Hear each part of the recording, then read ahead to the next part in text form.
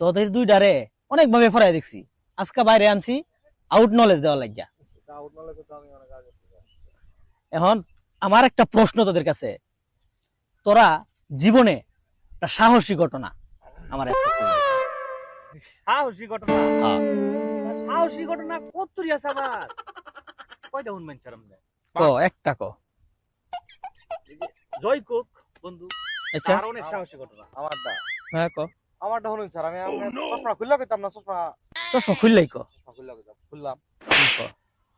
আমি সুন্দরবন গেলাম, এই যে ছিল এলারা ছিল সাথে, আমি সাক্ষী। কিন্তু সে বয়ে যায় নাই। আমি গেলাম সুন্দরবন, একটা বাঘ এইভাবে খাপ মারা হত্যা কমাই যাচ্ছে। আমি এটার পিছে আস্তে আস্তে পজিশনে গায়েরা, এটা আমি ছাড়া এবং বিশাল ভয়ানক যুদ্ধ ছাড়া কেউ কল্পনাই করতো না।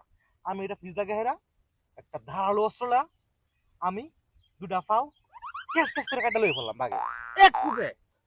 তাহলে এর চেয়ে সাহসী ঘটনা কি হইতে পারে?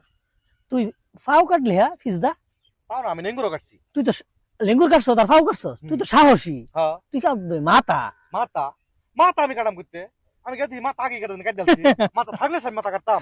মাথা থাকবে তাহলে এটা তুই সাহসী গল্প কইতেছ? এই কিরেটা কি গল্প, তাহলে এটা কি? স্যার বাঘ তো রয়্যাল বেঙ্গল টাইগার। মরা বাঘ, মরা বাঘ কাটা, এটা কি সাহসী গল্প? জানাই কই রামের অনার এই লিগে আমি পরামর্শ না। এর লেগে তো তোকে বড় বড় মন না। আরে এত ভুল করে কি লিখা?